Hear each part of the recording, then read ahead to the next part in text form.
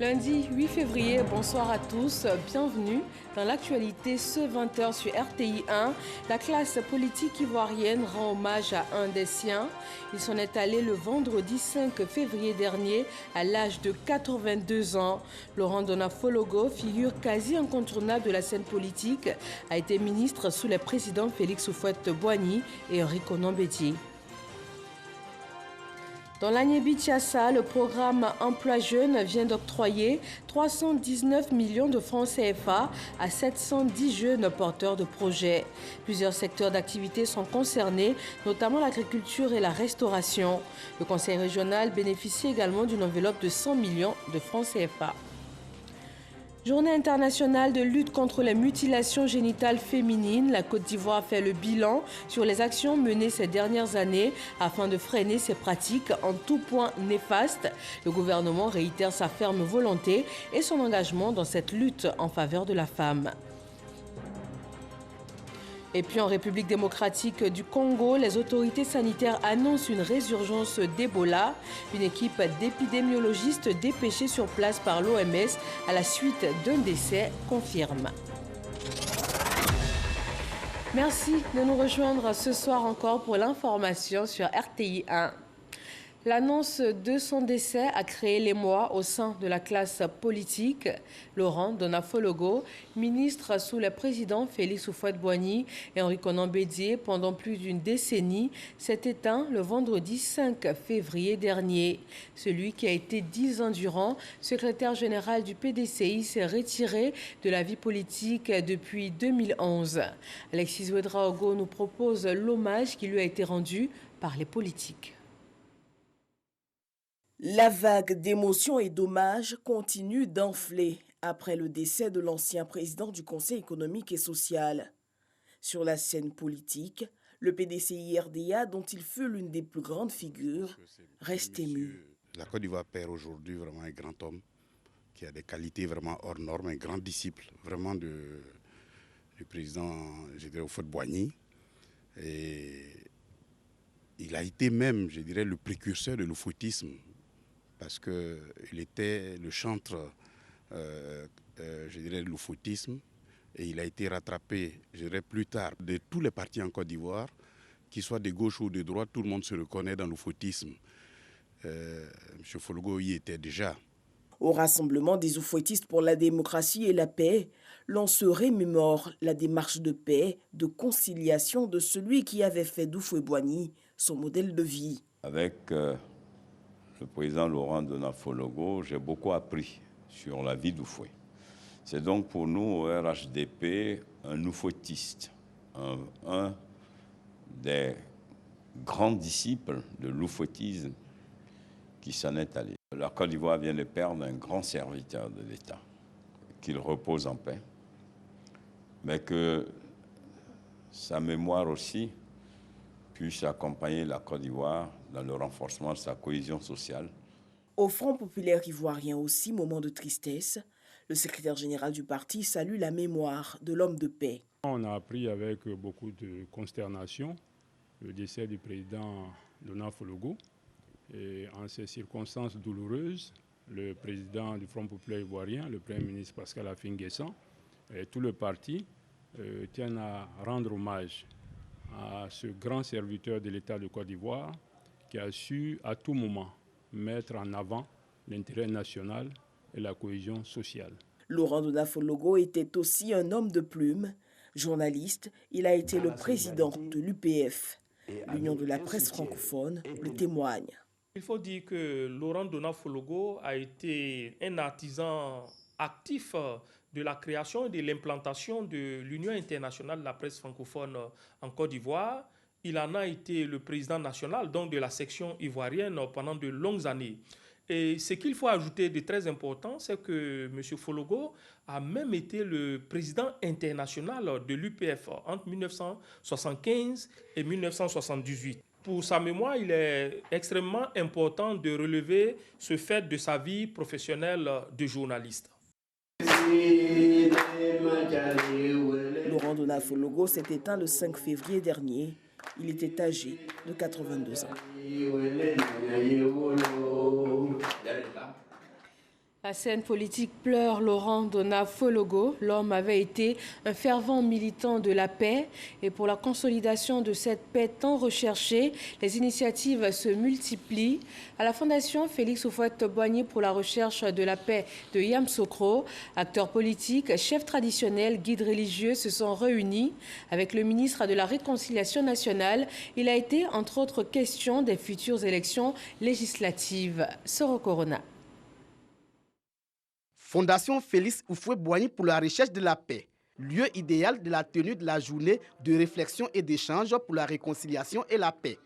Acteurs des partis politiques, responsables de femmes et de jeunesse pour faire le deuil des malheureux événements de la présidentielle d'octobre 2020 autour du ministre de la Réconciliation nationale, une initiative de l'ONG Tominou. Le chantier de la réconciliation est une œuvre de longue haleine qui a besoin d'ouvriers, de bénévoles convaincus et chantant à l'unisson ce slogan « La paix, tout le monde y gagne ». Augustin Thiam a rassuré le ministre Bertin Konan-Kouadio de son soutien pour la réussite de sa mission. Le message que son Excellence le Président Alassane Ouattara nous a adressé en créant le ministère de la Réconciliation soit effectif et que l'oufouettisme cesse d'être un vain mot mais devienne enfin un comportement. Bertin Konan-Kouadio a affirmé que la paix et la réconciliation sont deux impérieuses nécessités pour les Ivoiriens. J'exhorte nos leaders politiques à désarmer leurs paroles, nos partenaires de la presse à désarmer leurs plumes et nos populations à désarmer leurs cœurs en vue de créer un climat social apaisé et aboutir à des élections législatives sans heurts. La réconciliation devient dès lors un impérieux devoir pour tout habitant de la Côte d'Ivoire, car sans réconciliation, il n'y a pas de paix. Et sans paix, pas de développement durable. Des messages de paix ont été véhiculés par les chefs traditionnels, les guides religieux, les leaders de femmes et de jeunesse. Plusieurs responsables administratifs et politiques ont été faits ambassadeurs de la réconciliation et de la paix. Ils ont pour mission de promouvoir les valeurs du vivre ensemble, de la cohésion sociale et de la paix. Créée en 2013, l'ONG Tominou a pour objectif de promouvoir la réconciliation et la paix pour des élections apaisées dans le pays baoulé. Cette organisation non gouvernementale compte mener des séances de sensibilisation de proximité auprès des leaders politiques et de jeunes.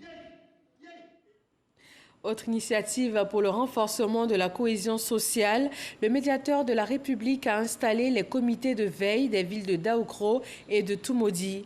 Il s'agit pour Adama Tungara de comprendre les raisons des crises communautaires qui ont récemment touché ces départements et surtout mettre en place des solutions pérennes pour renforcer le vivre ensemble.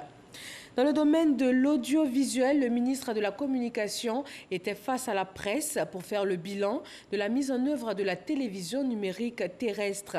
À quel stade d'évolution sommes-nous à ce jour et comment avance le processus? Serge Coléa. C'est un processus irréversible. L'extinction du signal analogique en Côte d'Ivoire est entrée dans sa phase active. Le ton a été donné le samedi 30 janvier 2021 à Korogo, capitale de la région du Poro. Les villes de Korogo, de Dikodougou, de Sinémantiali, de Niofouin, de Koni et de toutes les autres villes situées dans un rayon de 50 km ont basculé totalement à la TNT depuis cette date.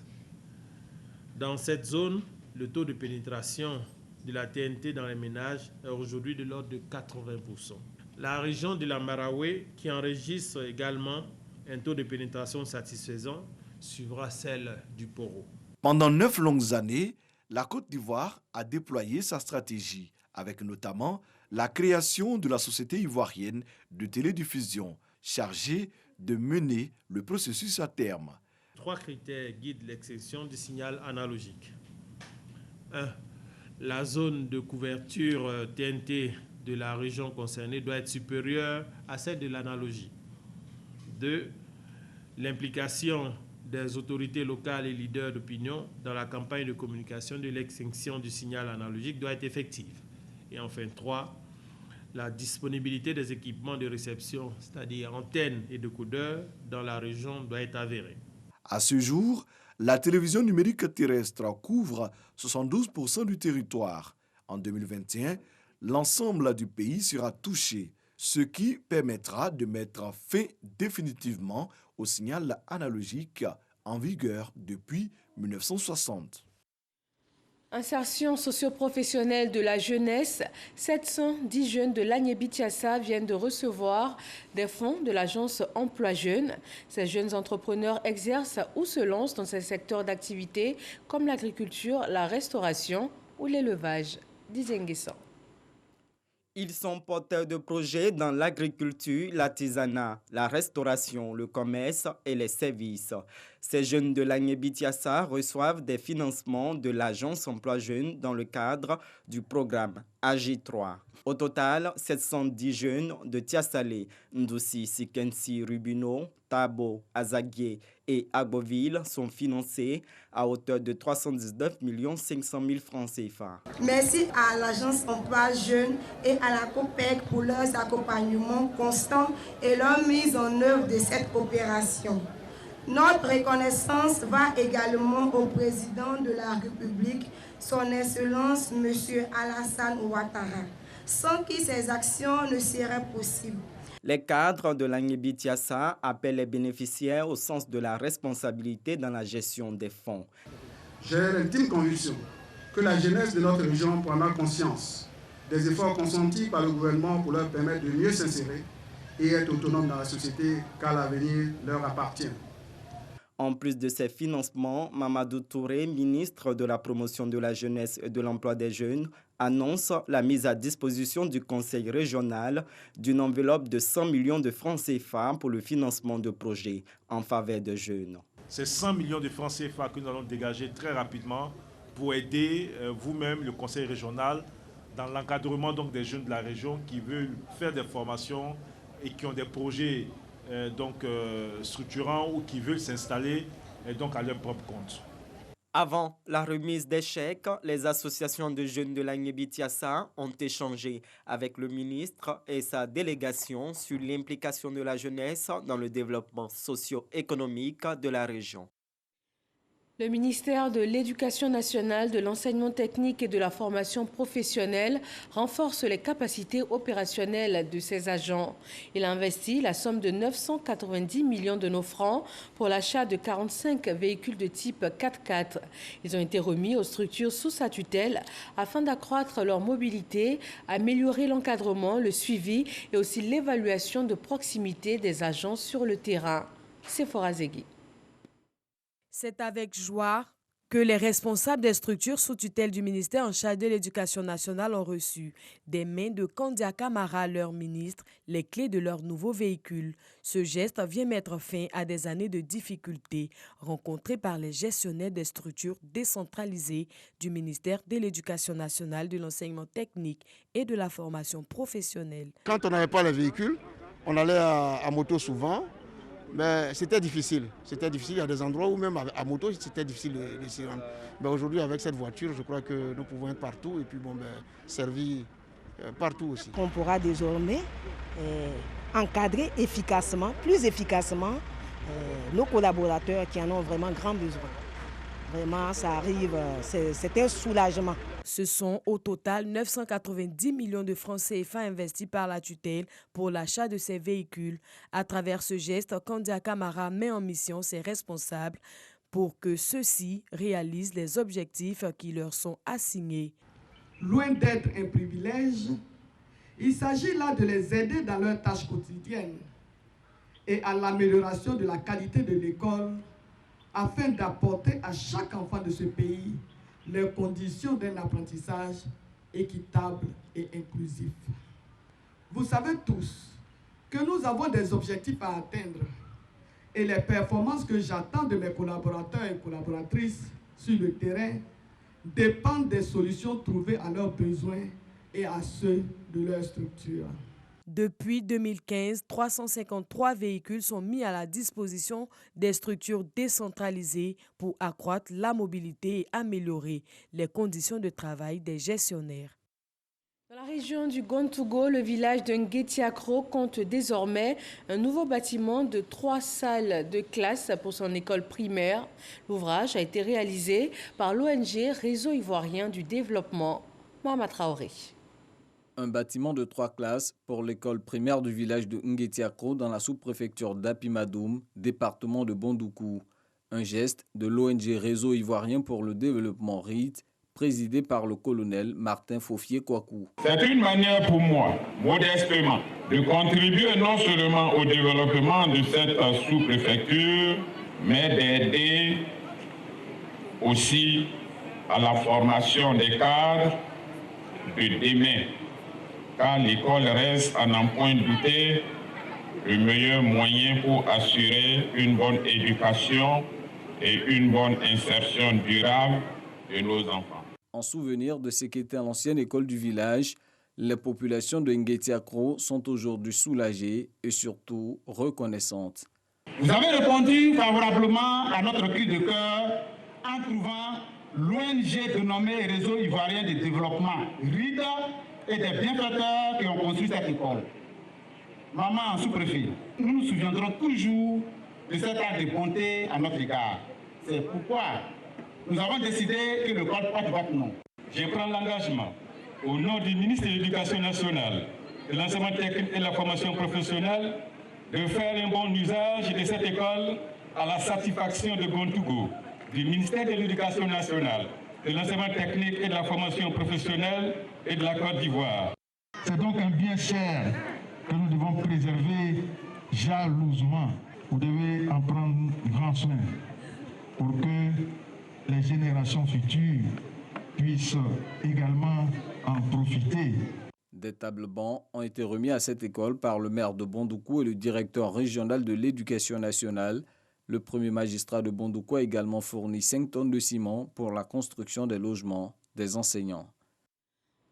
On parle maintenant de la journée internationale de lutte contre les mutilations génitales féminines. La Côte d'Ivoire fait le bilan des actions menées ces dernières années. Le gouvernement entend coûte que coûte freiner ces pratiques en tout point néfastes pour la petite fille et pour la femme. Grâce Kando. J'ai dit je ne veux pas. Il s'est dit ça ne va pas se faire ici. Comment on t'a fait ça, non? Mais on t'a dit ça. Quand je vais pour accoucher là, je fais quoi? Je souffre. Ou bien, ils m'ont fait ça, toi et moi, la nuit. C'est comment? Je ne ressens rien de toi. Les mutilations génitales féminines ont des conséquences néfastes. Elles affectent le développement et l'épanouissement des femmes et des filles. En Côte d'Ivoire, 36,7% des femmes ont subi une mutilation génitale selon les résultats de l'enquête à indicateurs multiples. Pour l'ONU Femmes, il y a donc urgence. Pour avoir une chance d'atteindre l'objectif mondial d'élimination des mutilations génitales féminines d'ici à 2030, nous devons accélérer les progrès de manière exponentielle. Pour ce faire, nous aurons besoin de quelques 2,4 milliards de dollars au cours de la prochaine décennie. Le coût de l'inaction est toutefois plus élevé. Nous devons impérativement mettre un terme à ces mutilations si nous voulons éliminer toutes les formes de violence à l'égard des femmes et des filles et parvenir à l'égalité des sexes. La mobilisation et l'implication de tous est sollicitée en cette journée internationale de lutte contre les mutilations génitales féminines, dont le thème est « Aucune excuse pour l'inaction mondiale, unissons-nous, finançons, agissons ». Nous sommes partis dans les villages pour dire à nos parents de ne plus faire les fusions, que c'est pas bien. Que toi qui fais, si le gouvernement entend, on va te mettre en prison. Nous ne pouvons pas arrêter. Tant qu'ils n'ont pas arrêté de faire ça en cachette, nous on continue de faire notre sensibilisation. C'est nous les chefs qui avons l'opportunité d'informer et à travers les réunions, les rencontres périodiques, de sensibiliser la population en vue de juguler ce mal-là qui est en train de prendre l'ampleur en Côte d'Ivoire. La mutilation génitale, c'est une mauvaise chose qu'il faut condamner, il faut réprimer, et puis ceux-mêmes qui pratiquent ce genre de choses, on les arrête. Le gouvernement, de son côté, ne baisse pas les bras. Des actions visant l'interdiction de ces pratiques traditionnelles sont menées. Il s'agit notamment des articles 394, 397 et 398 du Code pénal ivoirien du 10 juillet 2019 réprimant les mutilations génitales féminines. Ces dispositions prévoient des peines privatives de liberté pouvant aller jusqu'à 20 ans en cas de décès de la victime.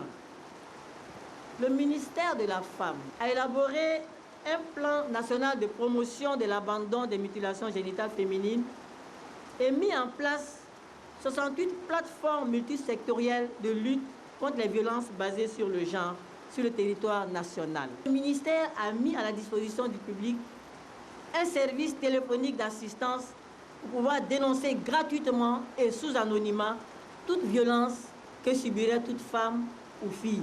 Ce sont les lignes 1308 et 116. Pour accompagner et encourager les plateformes engagées dans la lutte contre les violences basées sur le genre, la ministre Ramatali Bakayoko leur a remis du matériel de bureau. S'il y a un autre mal que le monde entier s'emploie à éradiquer, c'est bien le coronavirus. Faisons le point pour ce 8 février.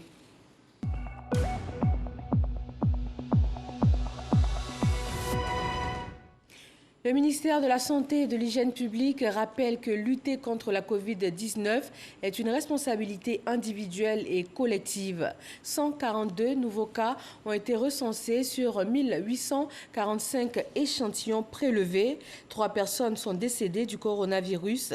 À cette date, la Côte d'Ivoire compte au total 2016 cas actifs de Covid-19.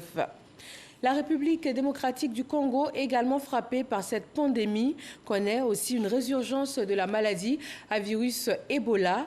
Une équipe d'épidémiologistes envoyée sur place par l'Organisation mondiale de la santé confirme qu'il s'agit bien d'Ebola après des analyses positives suite à un cas suspect décédé le 3 février dernier. Les acteurs des secteurs de la construction, du logement et de l'urbanisme en Côte d'Ivoire dressent le bilan des activités 2019 et 2020. Il fait cas des procédés de délivrance des arrêtés de concession définitive ACD, également des effondrements d'immeubles constatés sur cette période. Soro Corona. Réduction du délai de délivrance du permis de construire. Délai qui passe de 30 à 21 jours. 11 effondrements d'immeubles en 2020. Réalisation des 100 000 logements sociaux à Abidjan en 2020. Bilan dressé par Bruno Koné, ministre de la Construction, du Logement et de l'Urbanisme au cours du séminaire bilan 2019-2020, perspective 2021. D'importants efforts ont été faits pour traiter le stock de dossiers présents dans nos services, ce qui a conduit à la signature de plus de 17 000 ACD en 2020, contre une moyenne de 5 500 au cours des 5 dernières années. Nous avons le problème de délimitation des terroirs qui ne facilite pas la résolution des litiges. Durant 2 jours, les difficultés des secteurs de la construction, du logement et de l'urbanisme sont passées au peigne fin. Pour 2021, Bruno Koné annonce des mesures pour améliorer la qualité des services proposés aux usagers. La loi dit aujourd'hui que le recours à un architecte est obligatoire. Nous avons négocié avec l'ordre des architectes pour fixer un forfait pour les constructions jusqu'à un certain niveau. Et nous avons ensemble arrêté et convenu que les constructions jusqu'à 55 m², les honoraires de l'architecte seraient plafonnés à 300 000 francs. Plus de 10 milliards de francs CFA mobilisés par an par l'État de Côte d'Ivoire pour faire face aux frais de location des bâtiments abritant les services de l'État. Pour réduire ces dépenses, des cités administratives seront construites dans les régions. Une meilleure implication du ministère de la Construction, du Logement et de l'Urbanisme pour mettre fin au lotissement irrégulier et anarchique. Réhabilitation et livraison des tours administratives. À Béoumi, une usine agroalimentaire de transformation de noix de cajou ouvre ses portes. Un investissement de 400 millions de francs CFA avec à la clé 350 emplois directs qui vont permettre à cette ville du centre de la Côte d'Ivoire d'amorcer un virage important de son développement. Kader Sogodogo. Une usine agroalimentaire spécialisée dans la transformation de noix de cajou sorties de terre à Béoumi, au centre de la Côte d'Ivoire. Un investissement privé de plus de 400 millions de francs CFA qui vient booster le développement de la localité. Vente de l'anacade, emploi. Le bonheur est au pied du pays côté, Béoumi. Nous employons, comme on l'a précisé, aujourd'hui par contre 350 personnes de façon continue et permanente. Nous distribuons juste pour notre modeste contribution, 25 millions de francs CFA de salaire chaque mois ici à Béoumi. Nous versons 120 millions en moyenne aux planteurs. Le directeur général du Conseil coton Anacad relève l'opportunité d'un tel investissement. Notre bonheur résulte de ce que nous constatons que les orientations stratégiques de la politique du gouvernement, sous l'orientation du président de la République, trouvent un écho favorable à Béoumi. Cet écho favorable, c'est cette belle réalisation qui donne de l'emploi aux jeunes de Béoumi. Les populations de Béoumi, bénéficiaires des retombées de l'usine, veulent tourner le dos à la division et saisir cette chance d'aller de l'avant.